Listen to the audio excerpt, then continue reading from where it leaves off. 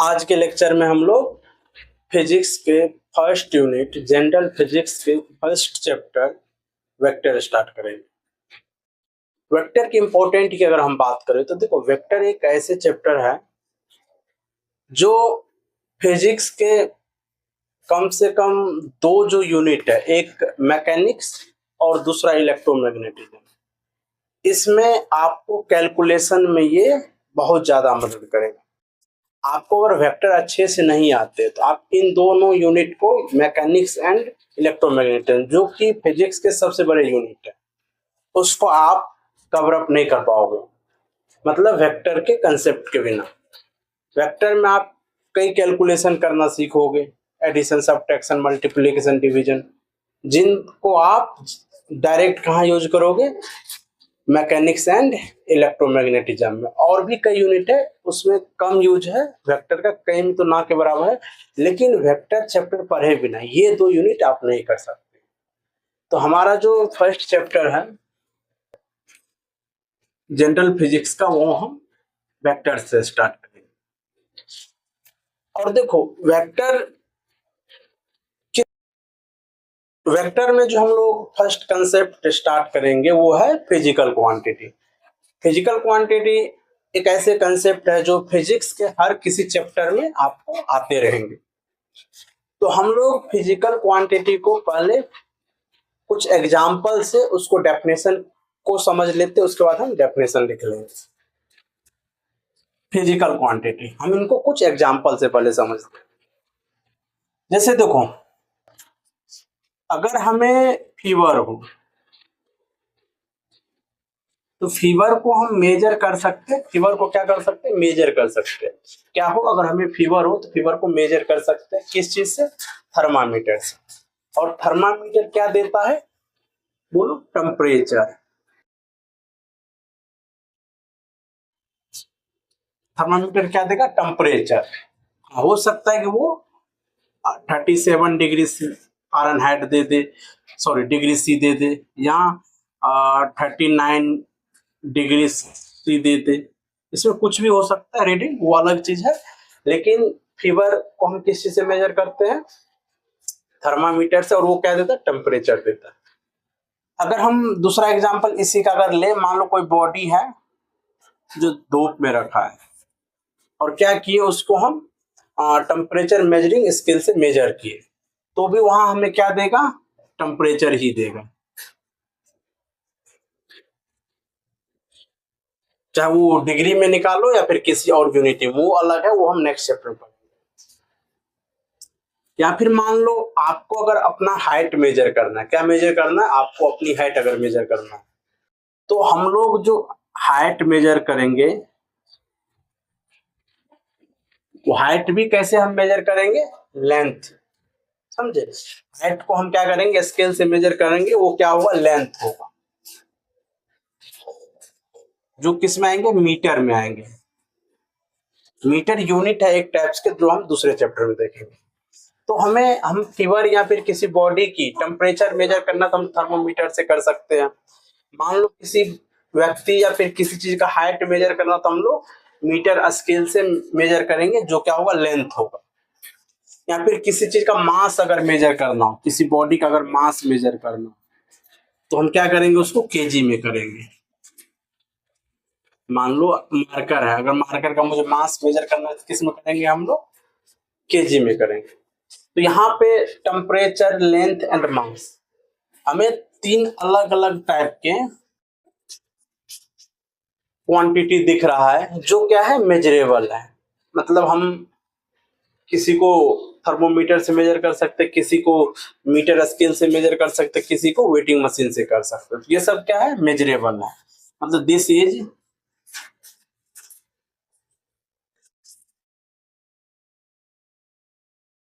क्या ये सब मेजरेबल है। अगर मैं कुछ अलग एग्जांपल लूं इससे हट, जैसे मान लो कि किसी चीज से हमें चोट लग गया, या फिर मान लो हमें किसी ने पीट दिया, तो हमें क्या होगा? वहां पे पेन होगा, दर्द होगा। जो पेन है, मतलब आप ये नहीं बोल सकते कि मुझे इतना दर्द हो रहा, उतना दर्द हो रहा है। इनका कोई मेजर करने का कोई एक पार्टिकुलर स्केल नहीं है, इससे आप उसको क्या कर सकते हो, मेजर कर सकते हो। उसी तरह से मान लो फीलिंग, आप कोई चीज कितना फील करते हो,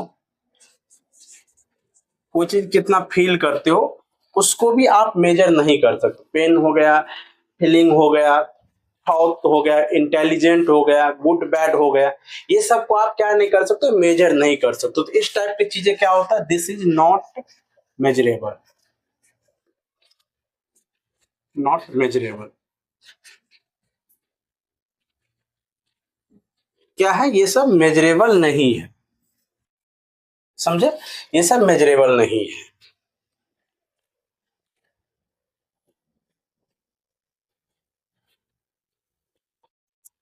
एग्जाम्पल में अभी हम कुछ ऐसे क्वांटिटी देखें या ऐसे कुछ चीजें देखें, उसमें से कुछ मेजरेबल था और कुछ मेजरेबल नहीं था। और जो क्वांटिटी मेजरेबल हो उनको फिजिक्स को लॉ को हमेशा पालन करना पड़ता है। जैसे मान लो टेम्परेचर हो गया, हम देखें टेम्परेचर क्या है, मेजरेबल है। लेंथ हो गया, लेंथ भी मेजरेबल है। मास हो गया, मास भी मेजरेबल है। और भी हम कई एग्जांपल दे सकते हैं, फोर्स भी मेजरेबल है, वेलोसिटी भी मेजरेबल है। ऐसे कई एग्जांपल होंगे जो मेजरेबल होते। उसी तरह से मैं बात करूं फीलिंग की, थॉट की, पेन की, गुड बैड की, इंपॉर्टेंट्स की, ये सब क्या है, मेजरेबल नहीं है। और जो भी क्या होता है, मेजरेबल हो, क्या हो, मेजरेबल। जो भी चीज मेजरेबल हो, जो भी क्वांटिटी मेजरेबल हो, वो फिजिक्स के लॉ को हमेशा क्या करता है, पालन करता है। क्या हो, जो अगर जो चीज मेजरेबल हो उसको क्या करना पड़ता है, फिजिक्स के लॉ को हमेशा पालन करना पड़ता है। तो आप यहाँ ये चीज समझ सकते हो कि ये सब क्या है, मेजरेबल है। तो ये आप लिख सकते हो, it must be obey the law of physics. हमने अभी दो बात समझे कि जिसको हम मेजर कर सकते हैं या फिर जो मेजरेबल हो उनको फिजिक्स के लॉ को हमेशा पालन करना हो। या फिर आप ऐसे माइंड में आप सेट करो, जो मेजरेबल होता है वो हमेशा फिजिक्स के लॉ को पालन करेगा। ये दो बातें माइंड में रखना है। एक क्या, कोई चीज अगर मेजरेबल हो, एक ये बात, और दूसरा क्या होगा, वो फिजिक्स के लॉ को हमेशा पालन करेगा। इसी से हमें फिजिकल क्वांटिटी का डेफिनेशन मिल जाएगा। किनसे मिलेगा, अगर कोई चीज मेजरेबल हो, या दूसरी बात वो फिजिक्स के लॉ को पालन करे। तो यहां से हमें किसका डेफिनेशन मिलने वाली है, फिजिक्स की, सॉरी फिजिकल क्वांटिटी की definition.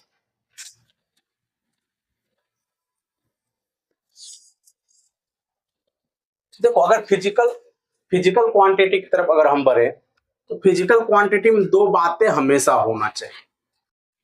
It must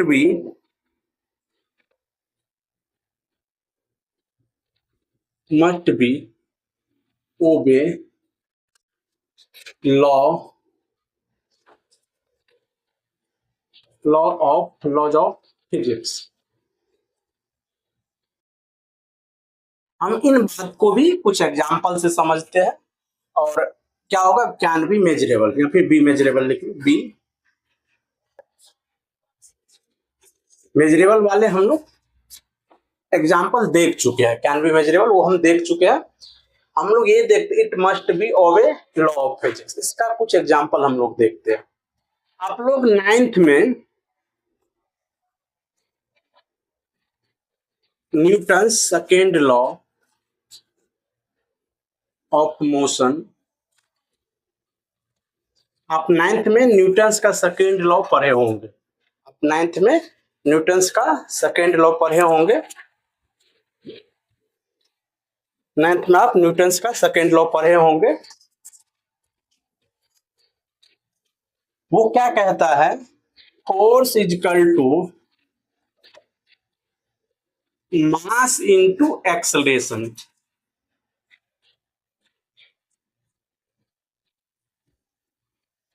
force is equal to mass into acceleration. देखो आपको पता है मास भी यहाँ मेजरेबल है, जैसे हमारा मास अगर मेजर करना तो हम क्या कर सकते हैं, वेटिंग मशीन से मेजर कर सकते हैं, एक्सेलरेशन भी हम मेजर कर सकते हैं, फोर्स भी मेजर कर सकते हैं।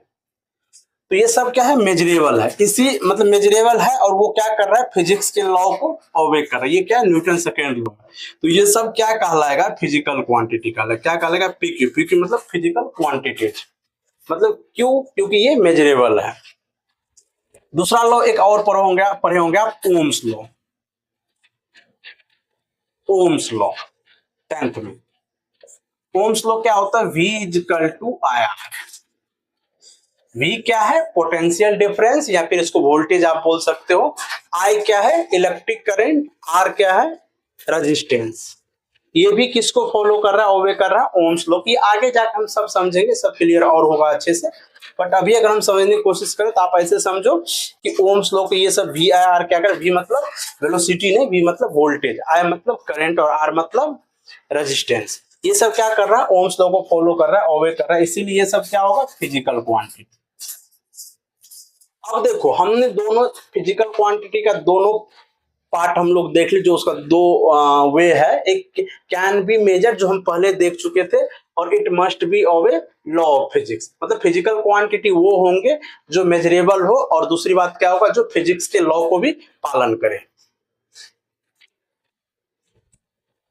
तो हम लोग अब एक अच्छे डेफिनेशन फिजिकल क्वांटिटी का लिख लेते हैं, जो आपको क्या करना है, याद रखना है, और अच्छे से याद हो जाएंगे इतने। अगर जब बोर्ड पे जो चीजें मैंने अभी समझाया हो, अगर वो आप जो चीजें मैंने समझाया हो अगर आप समझे होंगे, तो ये डेफिनेशन याद करने की जरूरत नहीं, एकदम माइंड में सेट हो जाएगा। जैसे कि all quantities which can be measured all quantities which can be measured and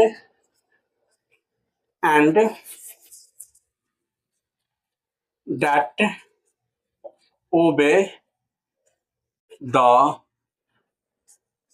law of physics ना, तो आर कॉल्ड पीक्यू, मतलब physical quantity.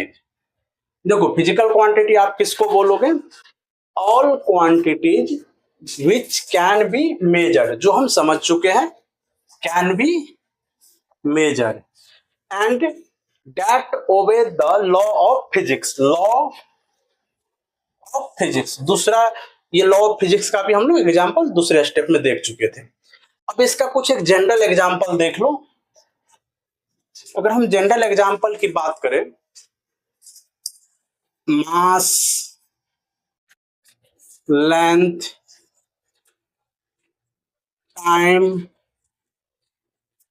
Velocity, distance, speed, displacement, acceleration, force, momentum and work, energy and power, ये सब क्या है, example है किसका, physical quantity का। तो डेफिनेशन कोई खास, अभी हम लोग फिजिकल क्वांटिटी के डेफिनेशन में देखें कि जो क्वांटिटी मेजरेबल हो एंड फिजिक्स के लॉ को पालन करे, ओबे करे, उसको हम लोग क्या बोलते हैं, फिजिकल क्वांटिटी बोलते हैं। अब हम लोग देखते हैं कि फिजिकल क्वांटिटी का मेजरमेंट क्या होता है, या फिर मैग्नीट्यूड।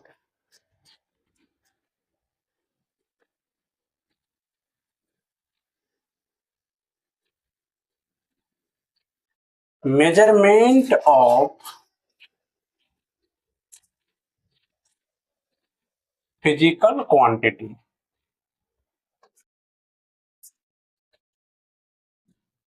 यहाँ इसी को क्या बोलोगे, मैग्नीट्यूड।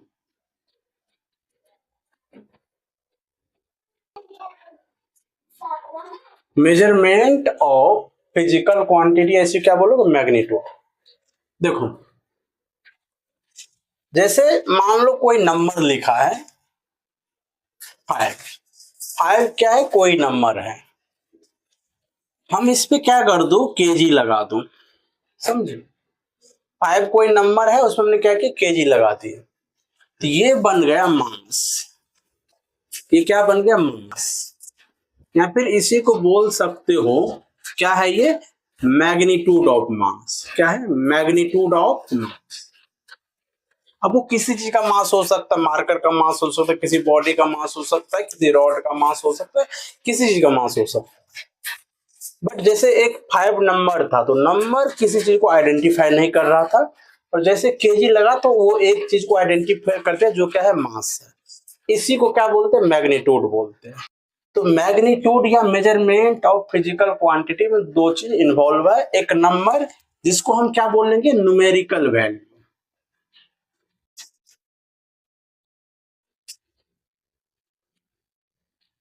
क्या बोलेंगे उसको, न्यूमेरिकल वैल्यू, और दूसरा यूनिट है, यूनिट। तो किसी फिजिकल क्वांटिटी के मेजरमेंट या मैग्नीट्यूड में दो चीज हमेशा इन्वॉल्व होंगे, एक न्यूमेरिकल वैल्यू या फिर सिंपल आप माइंड में रखो नंबर, और दूसरा क्या होगा, यूनिट। तो अगर हम इसके डेफिनेशन की तरफ बढ़े मेजरमेंट ऑफ फिजिकल क्वांटिटी के, तो आप उसको ऐसे लिख सकते हो, it is the product of, क्या लिखोगे, it is the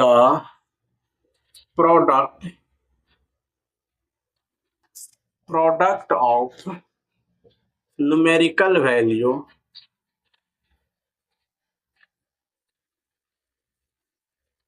end its unit. मतलब मैग्नीट्यूड या मेजरमेंट ऑफ फिजिकल क्वांटिटी क्या है, वो है प्रोडक्ट है, किसका किसका प्रोडक्ट है, न्यूमेरिकल वैल्यू का, किसका किसका, न्यूमेरिकल वैल्यू एंड यूनिट का। तो मैग्नीट्यूड में हमेशा कितने चीज इन्वॉल्व होंगे, दो। मैग्नीट्यूड बराबर, इसको अगर मैं एम से लिख लो, तो उसमें हमेशा कितने चीज आएंगे, दो आएंगे। एक क्या होगा, न्यूमेरिकल वैल्यू, एंड दूसरा यूनिट। तो हम लोग इसको ऐसे लिख सकते हैं, numerical value and you into unit. इसको आप एम से लिख लो, और इसको स्मॉल एन से लिख लो, और इसको यू से लिख लो। एक ये सिंपल फार्मूला है, इस पे आधारित एक आपको एससी वालों में क्वेश्चन भी मिल जाएंगे। इनको और थोड़ा सा आगे बढ़ाते हैं, जिसको हम यूज करेंगे कई डायमेंशनल एनालिसिस, कई भी कंसेप्ट हम यूज करेंगे। देखो अगर मैं लिखूं एक चीज यहां कि 2 मीटर, तो यहाँ पे 2 क्या है, न्यूमेरिकल वैल्यू है, m क्या है, यूनिट है। क्या हम इसी को ये लिख सकते, देखो तो 200 सेंटीमीटर, हाँ लिख सकते हैं, लिखने में कोई दिक्कत नहीं है, क्योंकि ये और ये तो बराबर है। सिर्फ यहाँ पर डिफरेंस क्या हुआ, यहाँ यूनिट छोटा हो गया और न्यूमेरिकल वैल्यू बढ़ गया। बट ये जो है वो क्या है, कांस्टेंट है, कांस्टेंट ही था ये, है ना। तो कहने का मतलब मेरा ये है, किसी भी पार्टिकुलर फिजिकल क्वांटिटी का जो मैग्नीट्यूड होता है वो हमेशा क्या होता है, कांस्टेंट होता है। कहने का मतलब है कि मार्कर का जो लेंथ है वो आप किसी यूनिट में मेजर करो, वो क्या होगा, कांस्टेंट ही रहेगा। अगर मान लो ये 15 सेंटीमीटर के है, तो किलोमीटर में अगर मेजर करोगे तो डेसिमल में आ जाएगा, सेंटीमीटर में मेजर करोगे तो 15 सेंटीमीटर आएगा, मिलीमीटर में अगर आप मेजर करोगे तो और बड़ा डिजिट आ जाएगा। बट उसके जो एक्चुअल वैल्यू है उस पर कोई असर नहीं पड़ेगा। इसीलिए आप यहां लिख सकते हो, मैग्नीट्यूड ऑफ एनी पीक्यू मतलब फिजिकल क्वांटिटी आर कांस्टेंट। इसका मतलब क्या हुआ, n इंटू यू जो है वो क्या है, कांस्टेंट है। अगर कोई चीज कांस्टेंट हो तो उसको आप ऐसे भी लिख सकते हो, n1 un is equal to n2 u2 dash dash dash, या आप ये भी लिख सकते हो n is inversely proportional to u, या u is inversely proportional to 1/n। तो इन्हीं कंसेप्ट आधारित आपको एक एससी वर्मा में भी क्वेश्चन मिल जाएंगे और इसको आप नोट कर लो। अच्छे कंसेप्ट है, आगे हम इसको काफी यूज करेंगे। अभी तक हम लोग फिजिकल क्वांटिटी के डेफिनेशन एंड उसके मेजरमेंट तक सीख चुके हैं। अब हम लोग देखेंगे जो आगे प्रोसीड, जो भी चैप्टर आगे हम लोग चैप्टर प्रोसीड करेंगे तो फिजिकल क्वांटिटी के अकॉर्डिंग ही प्रोसीड करेंगे।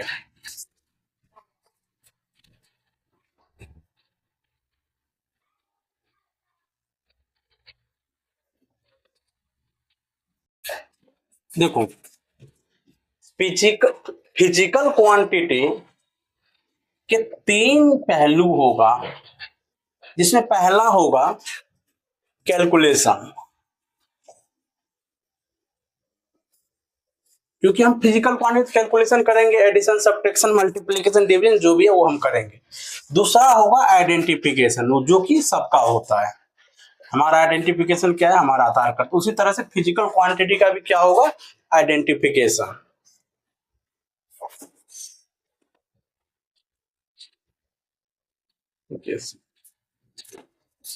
एक क्या होगा, कैलकुलेशन। दूसरा क्या होगा, आइडेंटिफिकेशन। थर्ड की अगर मैं बात करूं तो प्रेजेंट एरर। देखो, हम लोग का भी क्या होता है, हम लोग कैलकुलेट करते हैं, उसके बाद हमारा आइडेंटिफिकेशन होता है और हम लोग जो गलतियां करते हैं उसी तरह से।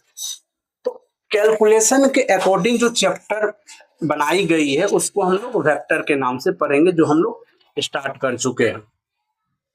आइडेंटिफिकेशन के अनुसार जो चैप्टर हम लोग आगे पढ़ेंगे वो है यूनिट एंड डायमेंशन।